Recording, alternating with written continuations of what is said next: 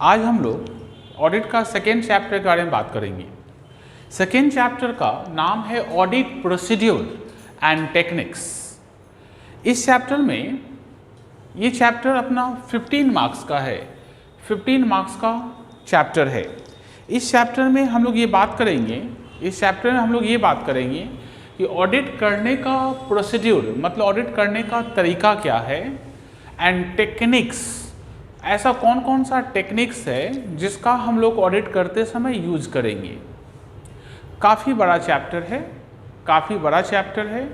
इसमें हम लोग एक एक करके टॉपिक्स वाइज हम आपके साथ डिस्कस करने वाले हैं कि इस चैप्टर में हम लोग क्या क्या पढ़ेंगे। ठीक है, सबसे पहला फर्स्ट टॉपिक जो है अपना, जो सबसे पहला चीज़ हम लोग पढ़ने वाले हैं उसका नाम है ऑडिट प्लानिंग। देखिए ऑडिट प्लानिंग क्या होता है। कोई भी बिजनेस या किसी भी बिजनेस का ऑडिट करते समय आपके पास प्रॉपर प्लानिंग होना चाहिए। बिना प्लानिंग का आप यदि ऑडिट करने जाते हैं तो दो चीज़ आपका नुकसान होगा। एक, आपका समय नष्ट होगा क्योंकि आप प्लान नहीं किए क्या करना है क्या नहीं करना है, और दूसरा आपको बार बार जो जाना पड़ेगा तो कॉस्ट ऑफ ऑडिट इंक्रीज हो जाएगा।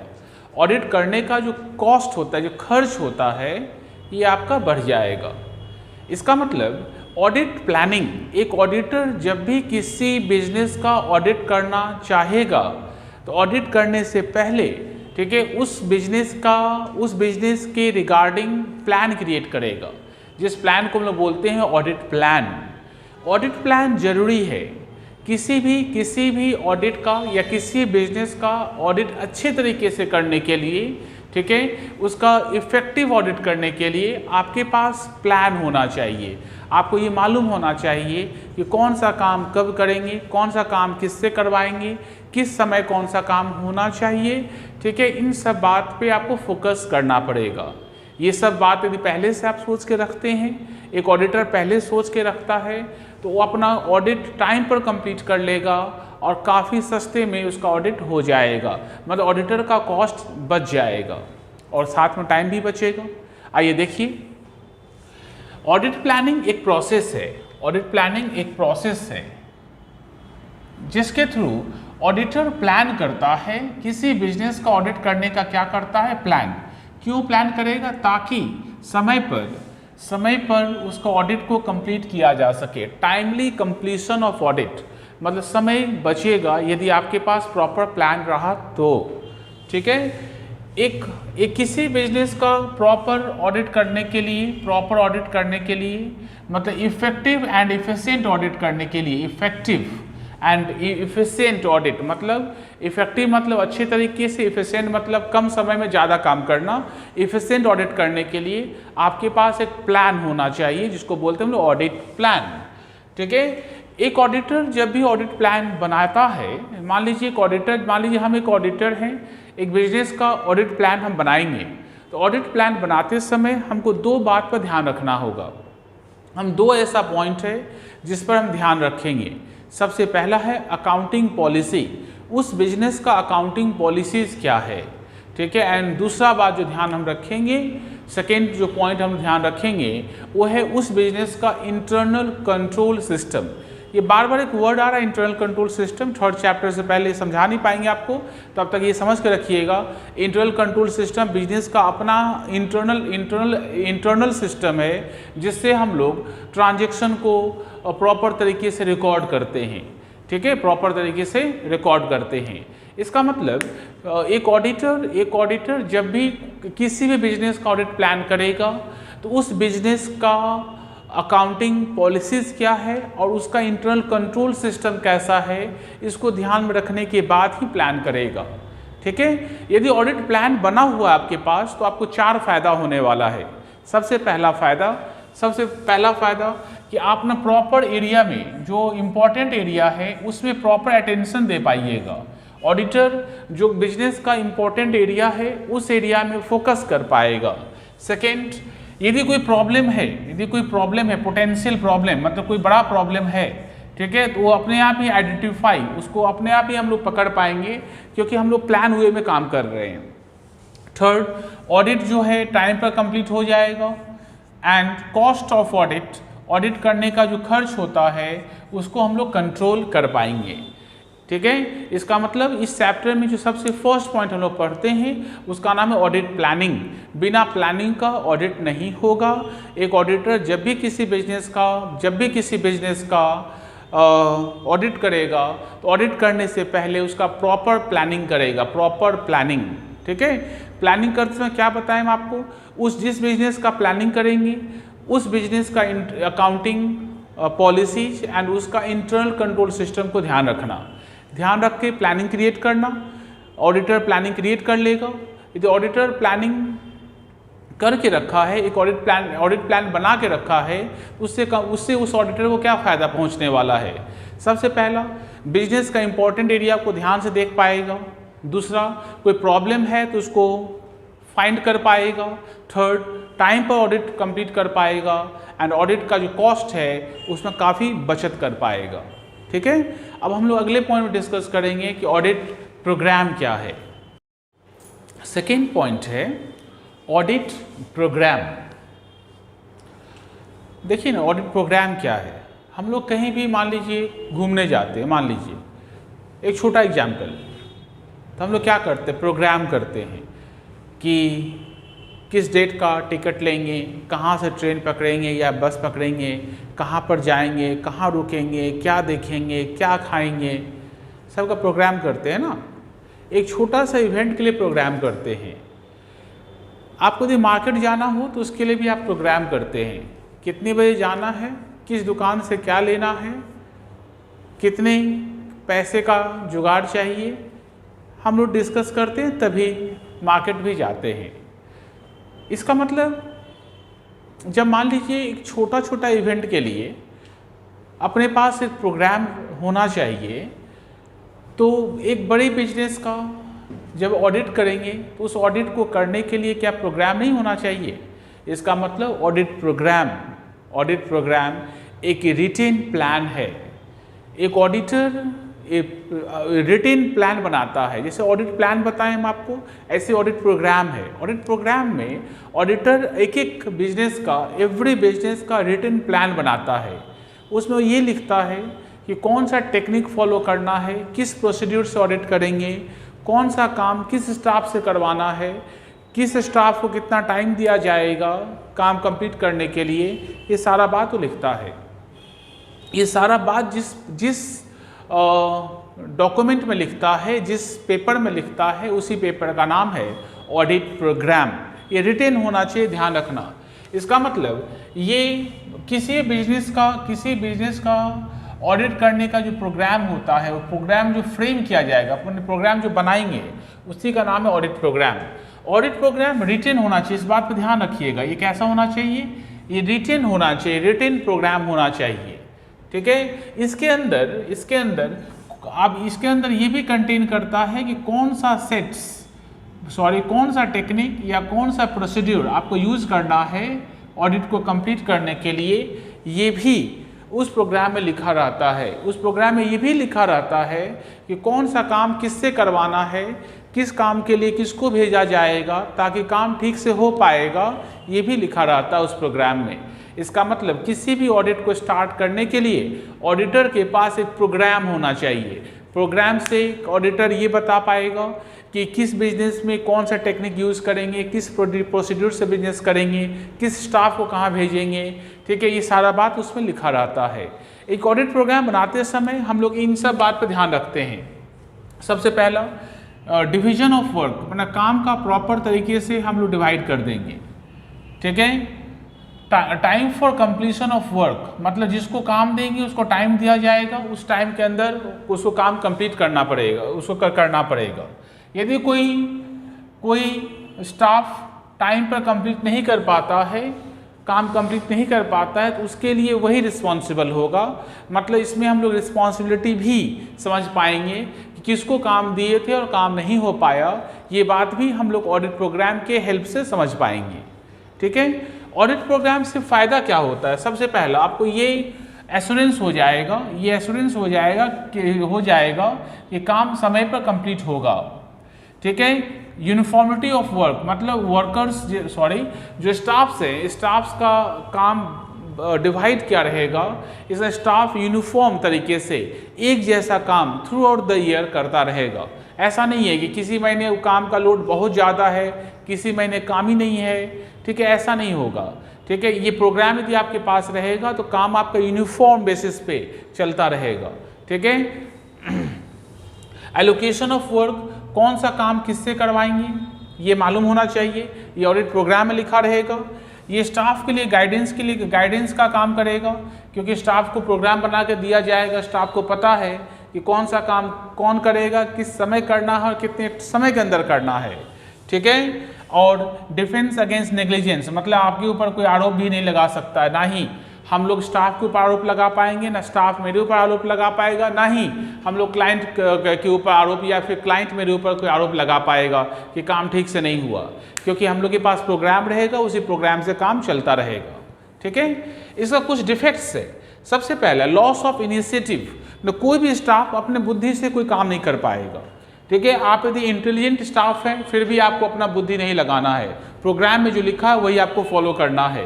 वांट ऑफ फ्लेक्सिबिलिटी, मतलब आप प्रोग्राम चेंज नहीं कर सकते हैं, ऑडिटर जो प्रोग्राम सेट किया है उसको स्टाफ नहीं चेंज कर सकता है, उसी प्रोग्राम को लेकर उसको मूव करना पड़ेगा। अनसुटेबल फॉर स्मॉल बिजनेस, छोटे बिजनेस के लिए ये प्रोग्राम सुटेबल नहीं होता है, उनके लिए ऑडिट प्रोग्राम नहीं बनेगा। ठीक है, एंड लास्ट में कोई स्टाफ यदि इनकैपेबल है, इनएफिशिएंट है, वो अच्छे तरीके से काम नहीं कर सकता है, तो ऑडिट प्रोग्राम के हिसाब से यदि काम करेगा तो उसका इनएफिशिएंसी आप पकड़ नहीं पाइएगा। क्यों नहीं पकड़ पाइएगा? क्योंकि वो जो काम करेगा वो तो प्रोग्राम के हिसाब से काम कर रहा है, प्रोग्राम जैसे बना कर दिए उसके हिसाब से काम कर रहा है, उसके माथा में कितना बुद्धि है, वो क्या कर सकता है क्या नहीं कर सकता है, ये बात आप कभी समझ नहीं पाइएगा। लेकिन फिर भी ये डिसएडवांटेज होने के बावजूद भी, ठीक है, बिना ऑडिट प्रोग्राम का ऑडिट नहीं होगा।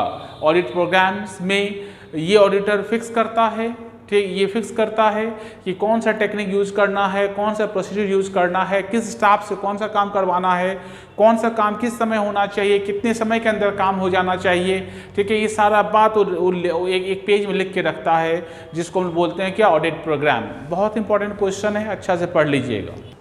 हम लोग बात करेंगे point number 3 audit working paper के ऊपर।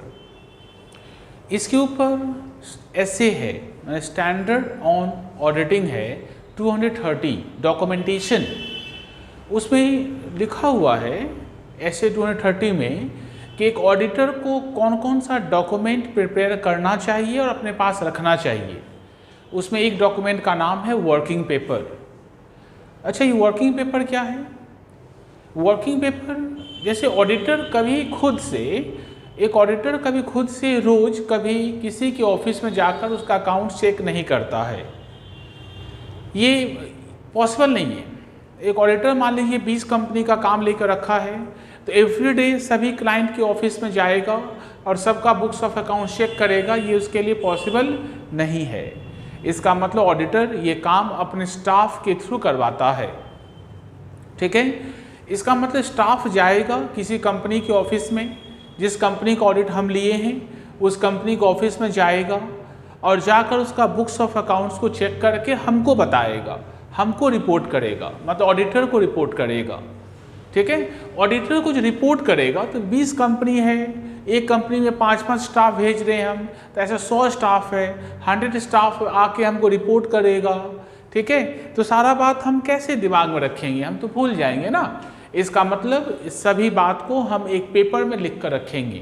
ठीक है, उस पेपर का नाम होगा working paper. Working paper basically compilation है of all evidence collected during the audit period. मतलब एक ऑडिट पीरियड में जितना भी एविडेंस हम लोग को मिले, एविडेंस का मतलब जो स्टाफ हमको जो आकर खबर देगा वो मेरे लिए एविडेंस हो गया, हम लिख के रखेंगे उसको। ऐसा एविडेंस सब और भी स्टाफ आके हमको देंगे, अलग अलग कंपनी का अलग अलग मिलेगा हमको, तो सभी को हम क्या करेंगे, कंपाइल, मतलब सब इकट्ठा करके रखेंगे, कंपनी वाइज मिक्स नहीं करेंगे, कंपनी के अकॉर्डिंगली सबको फाइल बनाएंगे और पेपर को हम रखेंगे। उस पेपर का नाम है ऑडिट वर्किंग पेपर। इसका मतलब ऑडिट वर्किंग पेपर में ऑडिट प्लान भी लिखा रहता है, ध्यान रखना, ऑडिट वर्किंग पेपर में ऑडिट का प्लान भी लिखा रहता है, कौन सा प्रोसीड्यूर फॉलो करने के लिए बोले हैं वो भी लिखा रहता है, वो लोग क्या एविडेंस ला के दिया वो भी लिखा रहता है, एंड कंक्लूजन में उससे क्या कंक्लूजन पता चलता है ये भी लिखा रहता है। इसका मतलब ऑडिट वर्किंग पेपर जो है बेसिकली रिकॉर्ड्स है, ये क्या है हम लोग का रिकॉर्ड्स ऑफ ऑल कैलकुलेशन, ठीक है, in a paper called audit working paper. मतलब ऑडिटर जिस पेपर पर कैलकुलेशंस लिख के रखता है प्रॉपर तरीके से, ठीक है, उसी पेपर को हम लोग बोलते हैं ऑडिट वर्किंग पेपर। और ये पेपर ये इसमें और एक बात ध्यान रखना, ठीक है, ये कंप्लीट रहना चाहिए। ये क्या रहना चाहिए हम लोग का, ये कंप्लीट होना चाहिए। कंप्लीट मतलब प्रॉपर तरीके से लिखा होना चाहिए, कंप्लीट। डेट इसमें दिया रहना चाहिए, डेटेड एंड साइंड, ये बात में ध्यान रखना। मतलब ऐसा नहीं है कि किसी भी पेपर में ऑडिटर लिख के लिखेगा तो वर्किंग पेपर हो जाएगा, ऐसा नहीं है। जिस पेपर में लिखा रहेगा कंप्लीट रहेगा। कंप्लीट मतलब जो कैलकुलेशन स्टार्ट किया वो फिनिश होना चाहिए, ठीक है। ये डेटेड, उसमें डेट होना चाहिए, एंड साइन, ऑडिटर अपना साइन करेगा तो ही कहलाएगा ऑडिट वर्किंग पेपर, ठीक है। ये audit working paper basically compilation है। कंपाइलेशन मतलब बहुत सारा पेपर को एक साथ मिला दिए तो कंपाइलेशन कहलाता है, ठीक है। एक ऑडिट वर्किंग पेपर से हम लोग को कौन कौन सा बात, या एक ऑडिट वर्किंग पेपर से हम लोग का कौन कौन सा पर्पस पूरा होता है। तो सबसे पहला हम लोग ऑडिटर ये पता लगा पाता है कि ऐसे फॉलो होता है कि नहीं। मतलब जिस बिजनेस में हम अपने स्टाफ को भेजे हैं ऑडिट करने के लिए, उस बिजनेस में ऐसे फॉलो होता है कि नहीं, ये ऑडिटर अपना वर्किंग पेपर से पता लगा पाएगा। Proper coordination with the audit staff के साथ प्रॉपर तालमेल, मतलब जिसको जो काम में भेजे हैं वो भेजे तो हैं, पर उसके अगेंस्ट रिपोर्ट क्या किया वो जब तक नहीं बताता हमको, तब तक हमको समझ में नहीं आएगा। इसका मतलब एक स्टाफ के साथ कोऑर्डिनेशन एस्टैब्लिश करने के लिए पेपर में लिखा होना चाहिए कि किसको कौन सा काम में हम भेजे हैं, उसका आंसर हमको क्या दिया है, ठीक है। ये ऑडिट बनाने के लिए, मतलब ऑडिट का प्रिपरेशन के लिए, ठीक है, क्विक प्रिपरेशन के लिए वर्किंग पेपर होना चाहिए। उसको देख के हम लोग रिपोर्ट लिख पाएंगे। एंड स्टाफ का इफ़िशियंसी भी इस ऑडिट पेपर से, इस वर्किंग पेपर से स्टाफ का इफ़िशियंसी भी पता चल जाएगा। कैसे? क्योंकि वो रिपोर्ट जो हमको रेगुलर बेसिस में देगा, और उसका रिपोर्ट को हम रेगुलर बेसिस में जब हम अपने वर्किंग पेपर में लिखेंगे तो हमको पता चल जाएगा कि स्टाफ प्रॉपर तरीके से काम करता है या नहीं, ये बात हम पता लगा पाएंगे। क्योंकि एक दिन का नहीं है ना, वो 365 डेज का परफॉर्मेंस है, ठीक है। वो प्रॉपर तरीके से हम लिख कर रखे हैं। हम अपने आप ही पता लगा पाएंगे कि किस महीने काम ठीक से नहीं किया, किस महीने काम ठीक से किया है, ये बात हम इजीली पता लगा पाएंगे, ठीक है। इसका मतलब एक ऑडिटर जब किसी भी बिजनेस का ऑडिट करता है, ठीक है, तो ऑडिट सारा का सारा काम खुद नहीं करता है, वो काम अपने स्टाफ के थ्रू करवाता है। स्टाफ जो उनको रिपोर्ट करता है, ऑडिटर को जो सारा इन्फॉर्मेशन देता है, उस इन्फॉर्मेशन को जिस पेपर में लिख के रखता है वो प्रॉपर तरीके से, उसी पेपर का नाम है ऑडिट वर्किंग पेपर। उस ऑडिट वर्किंग पेपर से ऑडिटर बहुत सारा बात फाइंड आउट कर पाता है, ठीक है। ये जो वर्किंग पेपर है, ऑडिटर का जो वर्किंग पेपर है, ये वर्किंग पेपर ऑडिटर का अपना प्रॉपर्टी है। ये उसके लिए कॉन्फिडेंशियल डॉक्यूमेंट है, वो किसी को दे नहीं सकता है, ठीक है। यदि क्लाइंट मांगेगा तो भी, ठीक है, ऑडिटर को लगेगा कि क्लाइंट को देना ठीक रहेगा तो ही क्लाइंट को भी दे सकता है। थर्ड पार्टी को तो भूल ही जाइए। इसका थर्ड पार्टी को कभी भी ऑडिटर वर्किंग पेपर प्रोवाइड नहीं करता है। ऑडिटर का अपना डॉक्यूमेंट है, ऑडिटर अपने पास उसको सेफ कस्टडी में रखता है 7 ईयर्स तक। मतलब जिस डेट को रिपोर्ट बनेगा, जिस ईयर का रिपोर्ट बनेगा, मान लीजिए ईयर 2000 का रिपोर्ट बनाएं, ठीक है, 2000 साइन करने, ईयर 2000 का साइन करने के बाद अगला 7 साल तक, 2007 तक उस वर्किंग पेपर को ऑडिटर अपने पास सेफ कस्टडी में रखेगा। ये ऑडिटर का कॉन्फिडेंशियल डॉक्यूमेंट है, ऑडिटर किसी को नहीं देगा, क्लाइंट को भी नहीं देगा। यदि क्लाइंट को तभी देगा जो ऑडिटर को लगे कि ये डॉक्यूमेंट क्लाइंट को शो करना चाहिए, ये क्लाइंट को देना चाहिए, तभी क्लाइंट के मांगने पर देगा। अदरवाइज ये ऑडिटर का डॉक्यूमेंट है, ये ऑडिटर का ओन प्रॉपर्टी है, जो ऑडिटर खुद अपने लिए अपना रिपोर्ट बनाने के लिए या अपने सेटिस्फैक्शन के लिए लिख के रखा है। इसका रखने का टाइम 7 ईयर्स है, ध्यान रखिएगा 7 ईयर्स तक ऑडिटर अपने पास रखेगा। पॉइंट नंबर 4 हम लोग बात करने वाले हैं ऑडिट नोटबुक के बारे में। देखते हैं ना, आप लोग भी नोटबुक बनाते हैं ना, एग्जाम के लिए नोट सब लिखते हैं, इंपॉर्टेंट सा नोट सब लिख के रखते हैं। ठीक उसी तरीके से ऑडिट प्रोसीड्यूर में जब ऑडिटर किसी कंपनी को ऑडिट करता है तो उस कंपनी के रिगार्डिंग जो इम्पोर्टेंट बात है, जितना इम्पोर्टेंट इन्फॉर्मेशंस है, उसको एक नोटबुक में लिख के रखता है, उसको एक बाउंडेड बुक में लिख के रखता है, हार्ड कवर बाउंडेड बुक में लिख के रखता है, जिसको बोला जाता है ऑडिट नोटबुक। मतलब ऑडिट नोटबुक एक बाउंडेड, याद रखना एक बाउंडेड बुक है, मतलब हार्ड कवर वाला बुक है जो ऑडिटर मेंटेन करता है during the course of his audit. अपने ऑडिट के कोर्स में, ऑडिट का जो पीरियड है उसमें मेंटेन करता है, उसमें लिख के रखता है। उसमें ना वेरियस मैटर्स, जितना भी इम्पोर्टेंट मैटर्स है एक कंपनी के रिगार्डिंग, जितना भी इम्पोर्टेंट इन्फॉर्मेशंस है, जितना भी इम्पोर्टेंट बात है, सब उसमें लिख के रखता है। क्योंकि एवरी पॉइंट पर ऑडिटर कंपनी का सब डिटेल्स जाकर चेक करेगा, ये पॉसिबल नहीं है। इसीलिए ऑडिटर पहले क्या करता है, उस नोटबुक में सारा बात पहले से लिख के रख लेता है। उस नोटबुक में क्या क्या लिखता है वो, सबसे पहले ये लिखता है कि audit queries not solve immediately. ऐसा कौन सा बात है ऑडिट का, ऐसा कौन सा ऑडिट का क्वेरीज है, मतलब प्रॉब्लम है जो सॉल्व अभी तक नहीं हुआ है। कौन कौन सा ऐसा बात है जिसका डिस्कशन आपको क्लाइंट के साथ करना पड़ेगा। ऐसा कौन कौन सा इंपॉर्टेंट पॉइंट्स है, जब क्लाइंट के साथ आप मिलिएगा तो इसका आपको क्लाइंट के साथ सारा पॉइंट को डिस्कस करना पड़ेगा। ऐसा कौन कौन सा बात है। थर्ड, मतलब ऑडिट करते समय आपको इरेगुलरिटीज़ का मतलब जहाँ पर ट्रांजैक्शन को प्रॉपर तरीके से नहीं लिखा जाए या ट्रांजैक्शन को कंपनी के रूल के हिसाब से नहीं लिखा गया हो, उसको बोलते हैं इरेगुलरिटीज़।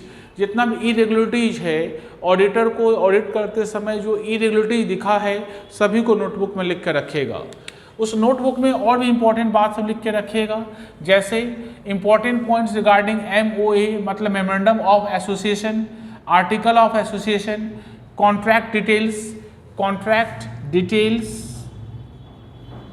ठीक है, meeting details and product details, ठीक है। मतलब उस नोटबुक में कंपनी मेमोरेंडम ऑफ एसोसिएशन का जो सेलिएंट पॉइंट्स है, जो इंपॉर्टेंट पॉइंट्स है, उसको लिख कर रखिएगा। सिमिलरली आर्टिकल का इंपॉर्टेंट पॉइंट्स लिख के रखिएगा। कंपनी जितना भी कॉन्ट्रैक्ट्स लिया है उस कॉन्ट्रैक्ट का क्या डिटेल्स है उसको लिख कर रखिएगा। सारा मीटिंग्स का डिटेल्स लिखिएगा एंड प्रोडक्ट का डिटेल्स लिखिएगा। एंड लास्ट में कोई वाउचर जो मिसिंग है, कंपनी का कोई वाउचर जो मिस है, कोई वाउचर जो ट्रांजैक्शन हुआ है पर उसके सपोर्ट में जो डॉक्यूमेंट होना चाहिए वो डॉक्यूमेंट नहीं दिख रहा है, नहीं मिल रहा है, उसको हम लोग बोलते हैं मिसिंग वाउचर्स। जितना भी मिसिंग वाउचर्स है जो आपको दिख नहीं रहा है, उस मिसिंग वाउचर्स का डिटेल्स भी आपको उस नोटबुक में लिख कर रखना पड़ेगा, ठीक है। इसलिए ये नोटबुक ऑडिटर को ऑडिट करने में तो हेल्प करता ही करता है, ठीक है। एंड साथ में ऑडिटर के लिए एक एविडेंस के हिसाब से भी काम करता है। ऑडिटर के पास एविडेंस रहेगा कि कौन कौन सा क्वेरीज जो सॉल्व नहीं हो पाया है उसके पास लिखा रहेगा। ऐसा कौन सा मैटर है जो क्लाइंट के साथ डिस्कस करना पड़ेगा, जो इरेगुलरिटी जो देखा है, ठीक है, वो उसको भी लिख कर रखेगा, उसको भी क्लाइंट के साथ डिस्कस करना है। एंड कंपनी के रिगार्डिंग जितना भी डिटेल्स है, सारा डिटेल्स को भी इस नोटबुक में लिख कर रखेगा। इसका मतलब ये एक बाउंडेड कवर का बुक है, जिस बुक में ऑडिटर एक कंपनी के रिगार्डिंग, जिस कंपनी को ऑडिट करता है उस कंपनी के रिगार्डिंग जो डिटेल्स है, डिटेल्स मतलब ऐसा डिटेल्स जो उसको ऑडिट करने में हेल्प करेगा, ठीक है, ऑडिट करने में हेल्प करेगा, सारा डिटेल्स को लिख कर रखता है। उस नोटबुक का नाम है ऑडिट नोटबुक। हम लोग पढ़ेंगे अब ऑडिट फाइल। ऑडिट फाइल क्या होता है? ये भी ऑडिट डॉक्यूमेंटेशन का ही पार्ट है। इसके ऊपर भी SA 230 है। SA 230 में ही ऑडिट फाइल के बारे में भी एक्सप्लेनेशन लिखा हुआ है। सिंपल सा लॉजिक है, आप अपने लॉजिक से सोचिए ना। जैसे मान लीजिए आप क्लास 10 का एग्जाम पास किए होंगे, आप 11 पास किए होंगे, 12 पास किए होंगे, बीकॉम का बहुत सारा एग्जाम पास किए हैं आप, तो उसका जो मार्कशीट होता है, उसका एडमिट कार्ड होता है, रजिस्ट्रेशन सर्टिफिकेट होता है, उसको आप क्या करते हैं, उसको बढ़िया से फाइल में हम लोग सजा के रखते हैं ना। ऐसे थोड़ी ना कि किसी बुक के नीचे रख दिए, अब बुक कहीं बिक गया या किसी फ्रेंड को दे दिए तो वो साथ में मार्कशीट और एडमिट कार्ड भी चला जाएगा ना। इसका मतलब जो डॉक्यूमेंट होता है उसको हमेशा हम लोग फाइल में रखते हैं। ठीक इसी तरीके से जो ऑडिटर है उसका तो मेन काम ऑडिट करना है ना। तो ऑडिट करते समय जो डॉक्यूमेंट्स होता है, जैसे audit planning, audit programme, audit working paper, और भी जो उनका डॉक्यूमेंट्स है जिसको लिखता है ऑडिटर खुद अपने हाथ से, सभी लिखे हुए डॉक्यूमेंट को ऑडिटर एक फाइल में रखता है, जिस फाइल का नाम है ऑडिट फाइल। जिस फाइल का नाम क्या है, उसका नाम है ऑडिट फाइल। उस फाइल में ऑडिटर डॉक्यूमेंट सारा रखता है। ठीक है, उस फाइल का नाम क्या है, ऑडिट फाइल। ठीक है, ऑडिट फाइल दो तरीके का होता है, एक को हम लोग बोलते हैं पॉइंट फाइल, एक को बोलते हैं टेम्पररी फाइल। पॉइंट फाइल में उस डॉक्यूमेंट को रखा जाता है जिसका यूज हम इस बार भी किए और अगली बार भी करेंगे। ठीक है, जिस डॉक्यूमेंट का यूज एक अकाउंटिंग ईयर या फिर एक ऑडिट पीरियड से ज़्यादा में हो, उसको हम लोग हमेशा ऑडिट फाइल में पॉइंट फाइल में रखते हैं। एंड जिस डॉक्यूमेंट का यूज सिर्फ एक बार हो, इस बार यूज करेंगे, इसके बाद उसका यूज नहीं होगा, ठीक है, उसको हम लोग टेम्पररी फाइल में रखते हैं। ठीक है, इसका ऑडिट फाइल दो तरीके का होता है। आइए देखिए नोट्स में हम लोग क्या क्या लिखे हैं समझते हैं। मतलब जितना भी रिटेन डॉक्यूमेंट होता है, और एक ऑडिटर का जितना भी रिटेन डॉक्यूमेंट, याद रखना बात, रिटेन डॉक्यूमेंट जो लिखता है ऑडिटर खुद, जैसे ऑडिट प्लानिंग, जैसे audit programme, audit working paper, उन सभी को एक फाइल में रखता है जिस फाइल का नाम है ऑडिट फाइल। जिस फाइल को लोग किस नाम से जानते हैं, ऑडिट फाइल के नाम से जानते हैं। परमानेंट ऑडिट फाइल, इसमें उस डॉक्यूमेंट को रखा जाएगा जिसका यूज अपने लोग एक अकाउंटिंग ईयर से ज़्यादा में करेंगे। मतलब ऐसा कोई फाइल जिसका इस्तेमाल आपका एक अकाउंटिंग ईयर से ज़्यादा में हो, ठीक है, एक अकाउंटिंग ईयर या फिर एक ऑडिट पीरियड से ज़्यादा में जिसका हो, ठीक है, उसको उस डॉक्यूमेंट को जिस फाइल में रखेंगे उसका नाम होगा पॉइंट फाइल। उस फाइल में क्या क्या डॉक्यूमेंट रखा जाता है, ऐसा कौन सा डॉक्यूमेंट है जिसको हम पॉइंट फाइल में रख सकते हैं। तो सबसे पहले कंपनी का मेमोरेंडम ऑफ एसोसिएशन, कंपनी का आर्टिकल ऑफ एसोसिएशन, कंपनी का इंपॉर्टेंट कॉन्ट्रैक्ट्स जो अभी तक फिनिश नहीं हुआ है, माइन्यूट्स ऑफ मीटिंग का जो डिटेल्स है उसको, एंड पिछले साल का ऑडिटेड फिनेंशियल स्टेटमेंट और प्रीवियस ईयर। एफएस का मतलब फिनेंशियल स्टेटमेंट और प्रीवियस ईयर को हम रखते हैं। इंपॉर्टेंट रेशियो, जो हम रेशियो निकालते हैं, एक कंपनी का रेशियो जो निकालते हैं, एवरी ईयर रेशियो निकलता है, तो जो पिछले साल का या उसके पिछले साल का रेशियो निकाले होंगे उसको हम लोग पॉइंट फाइल में रखेंगे क्योंकि उसका बाद में फिर यूज होगा।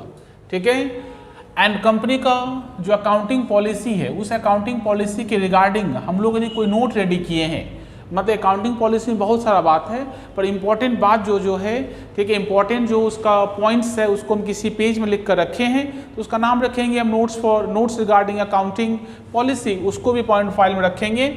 और मैनेजमेंट को कोई लेटर हम लोग दिए हैं, मैनेजमेंट को कोई लेटर हम लोग, मतलब ऑडिटर यदि मैनेजमेंट को कोई लेटर लिखा है, ठीक है, तो उस लेटर का 2 कॉपी रहेगा, एक मैनेजमेंट के पास रहेगा, एक ऑडिटर के पास रहेगा। ऑडिटर वाला कॉपी ऑडिटर अपने फाइल में रखेगा जिस फाइल का नाम रहेगा पॉइंट ऑडिट फाइल। ठीक है, टेम्पररी फाइल में किसको रखेंगे, उस डॉक्यूमेंट को जिसका यूज एक बार करना है, इस बार करेंगे, अगले बार उसका यूज नहीं होगा, टेम्पररी फाइल है। जैसे सबसे पहला जो फिनेंशियल स्टेटमेंट जिसका ऑडिट हम करना है, इस ऑडिट जब कंप्लीट हो जाएगा तो ये पॉइंट फाइल में कन्वर्ट होगा। जब तक ये ऑडिट नहीं होता है तब तक ये टेम्पररी फाइल में रहेगा। शेड्यूल्स ऑफ फिनेंशियल स्टेटमेंट, मतलब फिनेंशियल स्टेटमेंट बनाने का, ट्रेडिंग पीएल बैलेंस शीट बनाने का शेड्यूल्स होता है। शेड्यूल्स का मतलब नोट्स होता है, नोट्स। उस नोट्स को हम लोग शेड्यूल के नाम से जानते हैं। उस शेड्यूल को भी टेम्पररी फाइल में रखेंगे क्योंकि उसका कैलकुलेशन हमको बार बार चेंज करना पड़ेगा। ठीक है, जितना भी माइन्यूट्स है, माइन्यूट्स मतलब मीटिंग का जो डिटेल्स होता है उसको माइन्यूट्स बोलते हैं। ठीक है, मीटिंग का जो माइन्यूट्स है उसमें जो रेलेवेंट, मतलब जो रेलेवेंट एक्सट्रैक्ट है, मतलब जो इस बार जो यूज करना है, ठीक है, उसको हम लोग कहाँ लिख के रखेंगे, टेम्पररी फाइल में रखेंगे। इस बार का audit programme every year change होगा। ठीक है, यदि बैंक से कोई कंफर्मेशन लेटर लिए हैं या डेटर से कंफर्मेशन लेटर लिए हैं, बैंक से कंफर्मेशन लेटर का मतलब बैंक से जो लोन लिए हैं या लोन का रिपेमेंट किए हैं या इंटरेस्ट का रिपेमेंट किए हैं या बैंक से और कोई लेन देन हुआ है, किसी पॉइंट में कोई कन्फ्यूजन था, इसके लिए बैंक से कंफर्मेशन लेटर मांगा गया, बैंक कंफर्मेशन लेटर लिख के दिया कि हाँ इतना अमाउंट मिल चुका है, इतना अमाउंट आउटस्टैंडिंग है। वो जो लेटर है उसको बोलते हैं हम लोग कंफर्मेशन लेटर, हम लोग बैंक से मांग सकते हैं। सेम लेटर हम लोग डेटर से मांग सकते हैं। डेटर्स का बैलेंस से हमको कोई डाउट हो गया कि डेटर्स का बैलेंस लग रहा गलत है, ठीक है, तो हम क्या किए, अब उसको लेजर ना देखकर हम डेटर्स को डायरेक्टली एक लेटर लिखें कि आपका क्या बैलेंस हमको बताइए। तो डेटर्स अपना बैलेंस हमको लिख के देगा, जिस डॉक्यूमेंट में लिख कर देगा उसका नाम रखेंगे कंफर्मेशन लेटर। उसको टेम्परेरी फाइल में रखना बिकॉज उसको 1 साल ही यूज़ करना है। And ICQ internal control questionnaires, internal control questionnaires मतलब कंपनी के स्टाफ लोगों से बहुत सारा क्वेश्चन का लिस्ट बना के हम भेजेंगे। मतलब कि आपको ये काम कैसा लगा, ये काम कैसा होना चाहिए, इसके लिए येस नो लिखकर बहुत सारा क्वेश्चंस लिखा रहेगा, उसको बोलते हैं हम इंटरनल कंट्रोल क्वेश्चनरीज। उससे ऑडिट का प्रोग्राम बनाने में, ऑडिट का प्लानिंग करने में सुविधा होगा। ये इसलिए हम लोग ना स्टाफ से ही पूछते हैं, जो कंपनी का स्टाफ है उनसे ही पूछा जाता है, पर डायरेक्टली मत पूछिएगा, डायरेक्टली पूछने से वो आंसर नहीं देगा, उसको क्वेश्चनरीज बना के येस नो बोलिए, टिक लगाएगा, ठीक है।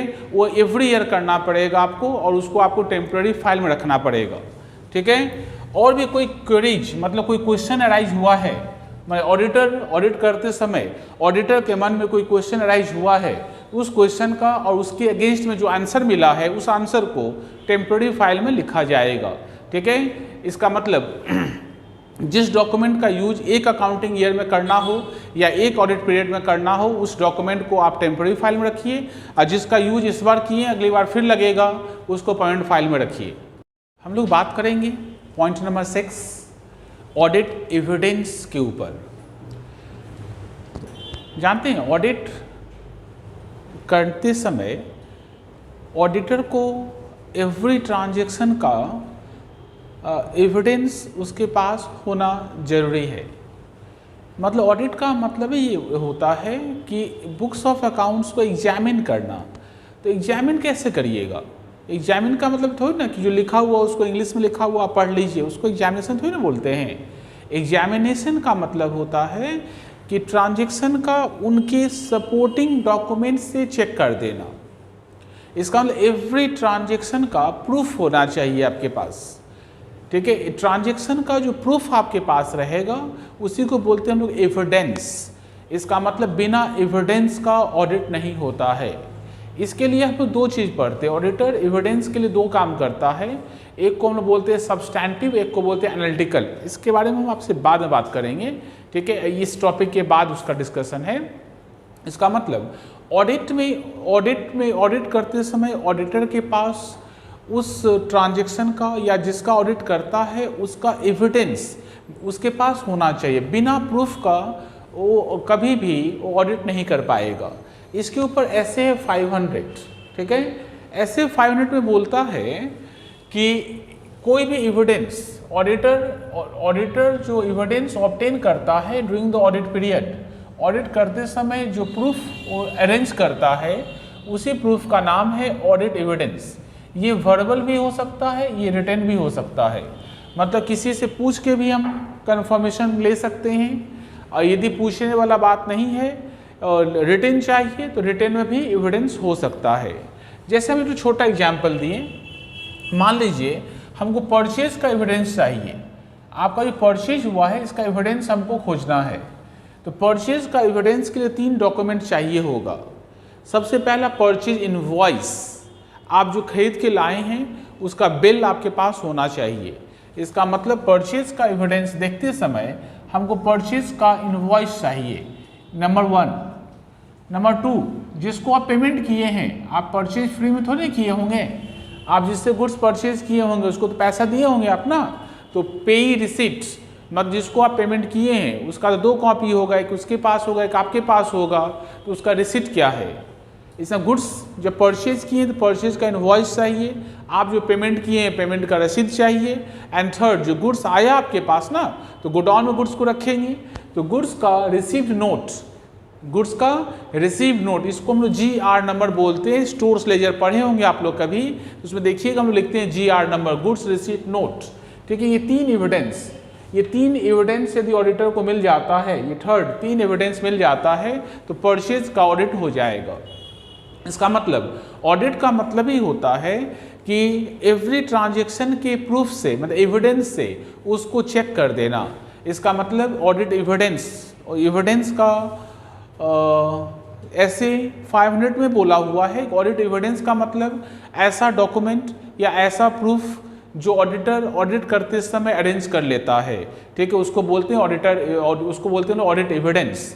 ठीक है, ये रिटेन भी हो सकता है, ये आपका ओरल भी हो सकता है। जैसे हम आपको परचेज के रिगार्डिंग हम आपको बोलें क्या एविडेंस आपको चाहिए, तो 3 एविडेंस चाहिए। एक परचेज जो आप किए हैं उसका इनवॉइस दिखाइए, दूसरा आप जो पेमेंट किए हैं उस पेमेंट का रसीद दिखाइए, एंड थर्ड परचेज करने के बाद जो गुड्स है वो तो गोडाउन में आप रखे होंगे ना, तो GR नोट दिखाइए, गुड्स रिसीट नोट दिखा दीजिए, तो परचेज का एविडेंस पक्का हो जाएगा, ये कंफर्म हो जाएगा कि गुड्स परचेज हुआ है। ठीक है, और ट्रांजेक्शन में टिक लग जाएगा। ठीक है, इसका मतलब ये बात बहुत इंपॉर्टेंट है, बिना एविडेंस का ऑडिट नहीं होगा। ठीक है, क्योंकि जब ट्रांजैक्शन हो रहा था तब ऑडिटर था नहीं, अब जब ऑडिटर को बुलाए हैं आप तब ट्रांजैक्शन नहीं हो रहा है, तब ट्रांजैक्शन लिखा हुआ है, ऑडिटर उसको चेक करेगा। ठीक है, तो ऑडिटर बिना प्रूफ का, बिना डॉक्यूमेंट का उसको चेक नहीं कर सकता है। ऑडिटर को सपोर्टिंग डॉक्यूमेंट लगेगा, वो जो सपोर्टिंग डॉक्यूमेंट आपसे मांगेगा, ठीक है, उसी सपोर्टिंग डॉक्यूमेंट को बोलते हैं हम लोग ऑडिट एविडेंस। ऐसे 500 उसके ऊपर है। ये 2 तरीके का होता है, इंटरनल एक्सटर्नल। इंटरनल एविडेंस का मतलब जो एविडेंस कंपनी के अंदर से पता चल जाए आपको, जो एविडेंस कंपनी के अंदर से आप अरेंज कर सकते हैं उसको बोलते हैं इंटरनल एविडेंस। और जिस एविडेंस को आप कंपनी के बाहर से लाते हैं, बाहर वाले लोगों से पूछ के आप लाते हैं, उसको बोलते हैं एक्सटर्नल। ठीक है, इंटरनल एविडेंस मतलब जो आप क्लाइंट के बिजनेस से ही कलेक्ट करिएगा, जो क्लाइंट का बिजनेस है, बिजनेस ही आपको एविडेंस बता देगा।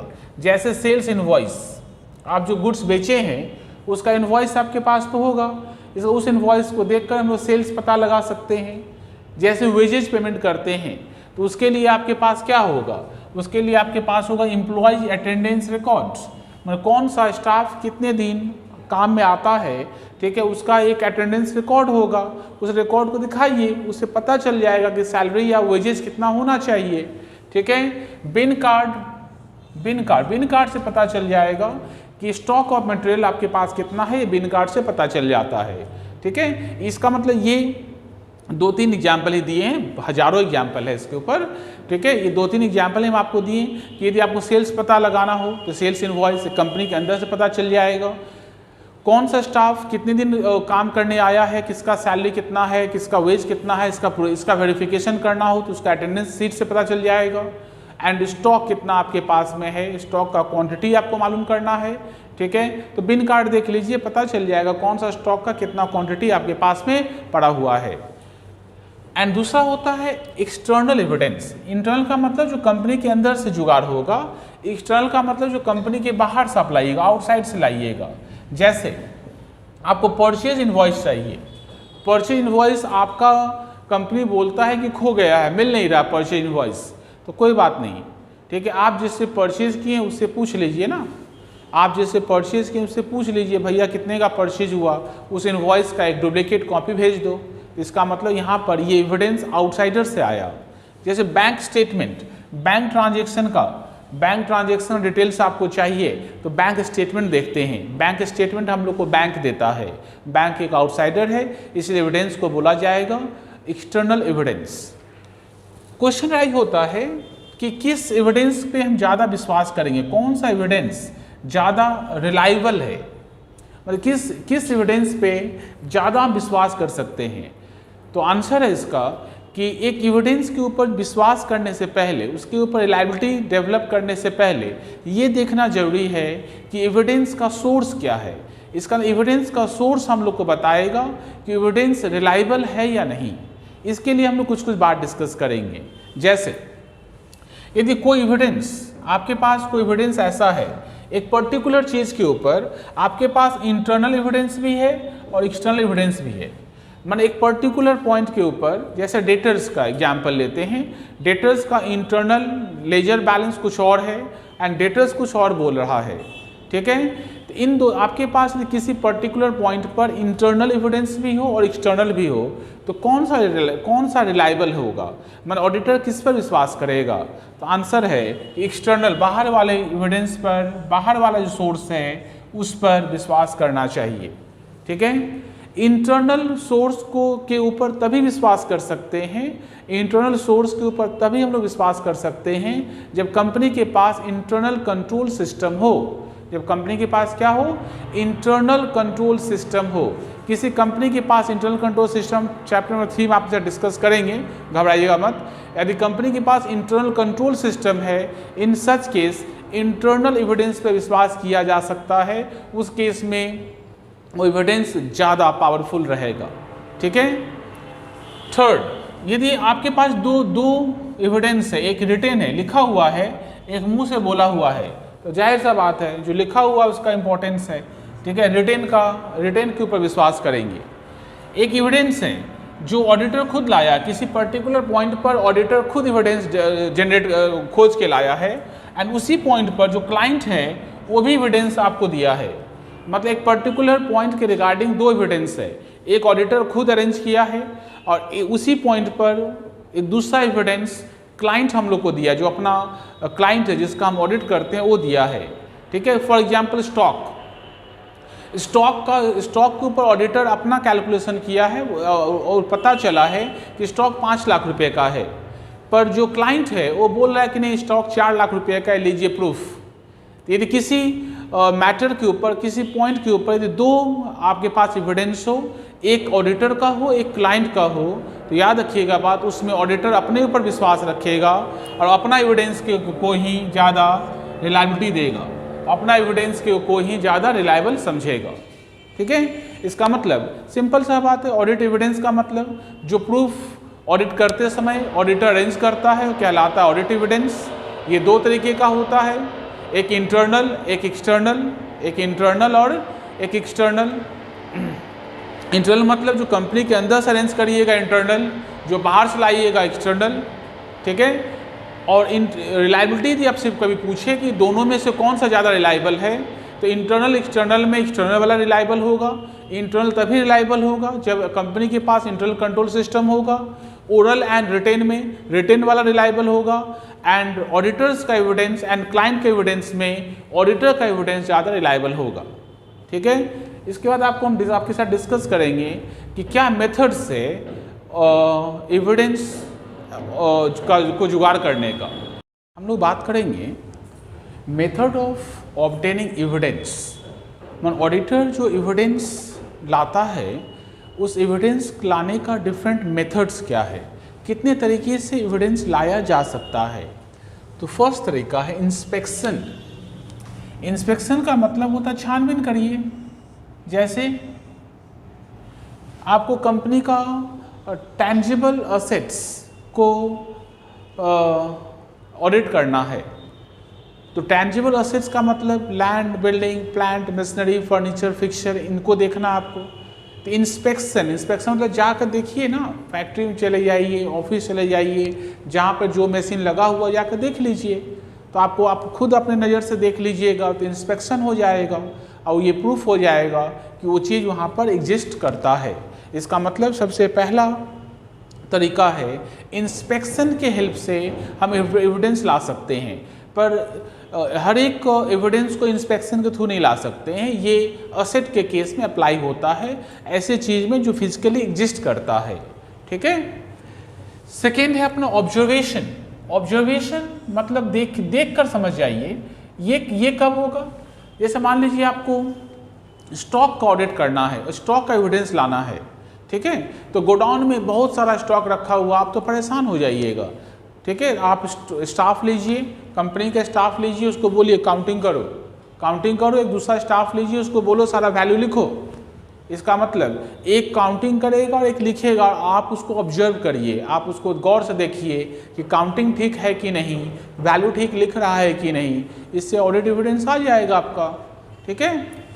थर्ड है इंक्वायरी एंड कंफर्मेशन, मतलब आपको लगे कि ऐसा बात है जिसका इंक्वायरी करना पड़ेगा, बाहर वाले लोगों से पूछना पड़ेगा, ठीक है, या कंपनी के अंदर जो स्टाफ है उनसे ही बात करना पड़ेगा, तो उनको बुला कर उनसे बात करिए, उसका कंफर्मेशन लीजिए। कंफर्मेशन मतलब एक ही बात यदि 2-3 जगह से सेम बात पता चलता तो कंफर्म हो गया आपका। ठीक है। इसका मतलब आप उसका इंक्वायरी करिए, इंक्वायरी करने के बाद उसका कंफर्मेशन डेवलप करिए तो आपका ऑडिट एविडेंस हो जाएगा।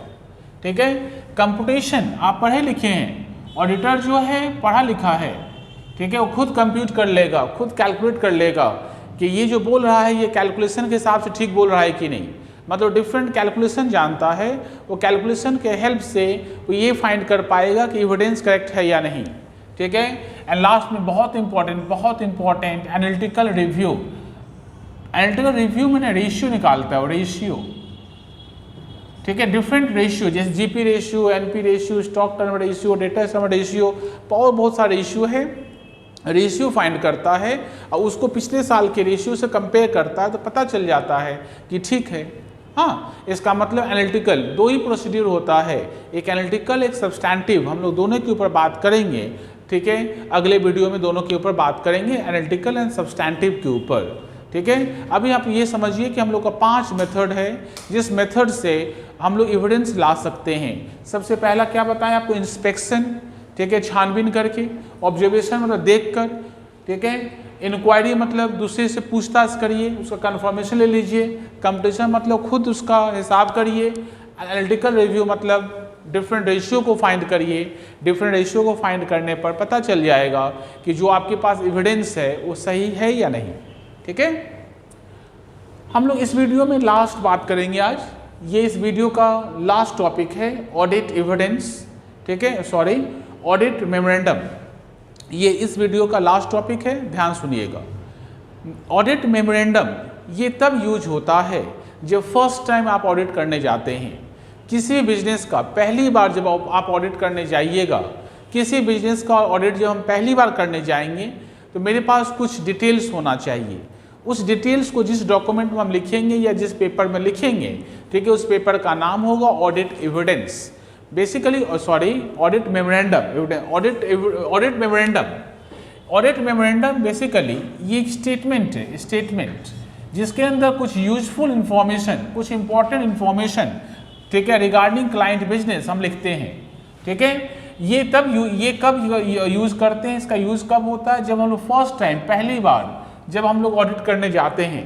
पहली बार मतलब ऑडिटर पहली बार नहीं, एक बिजनेस का ऑडिट जब पहली बार हम लोग करने जाते हैं तो अपने पास एक स्टेटमेंट होना चाहिए, कुछ डिटेल्स होना चाहिए, जिस डिटेल्स को हम लोग बोलते हैं ऑडिट मेमोरेंडम। ये डिटेल्स कैसा होता है, इसके अंदर जैसे कंपनी के बारे में आपको इन्फॉर्मेशन चाहिए, ठीक है, जैसे कंपनी का हिस्ट्री, कब कंपनी बना, कैसे बना, उसका ग्रोथ क्या है, पहले क्या कैसा था, अब कैसा हो चुका है, इसके बारे में आपको थोड़ा आइडिया चाहिए।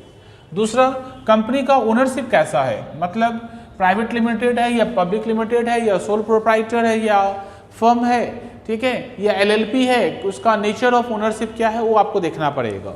ठीक है।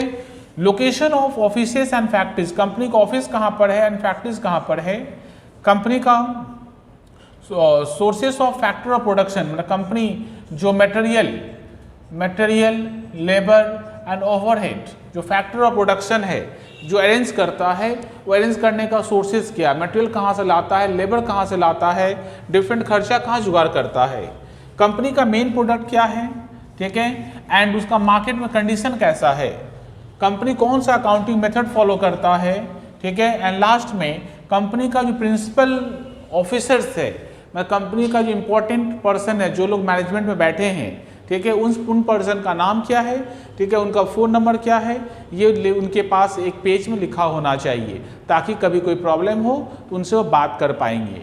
ठीक है। ये ऑडिट मेमोरेंडम सिर्फ फर्स्ट टाइम ऑडिट, किसी भी बिजनेस का पहली बार जब ऑडिट करने जाते हैं हम लोग तो अपने पास एक डिटेल्स होना चाहिए, ठीक है, उस डिटेल्स का नाम है ऑडिट मेमोरेंडम, ये पेज में हम लिख कर रखते हैं ताकि हमको बार बार किसी से कोई चीज़ पूछना ना पड़े, ठीक है। हम अपना होमवर्क खुद करके जाएंगे, ठीक है, ताकि हम किसी को डिस्टर्ब ना करें। Okay, thank you. अगले वीडियो में फिर मिलेंगे।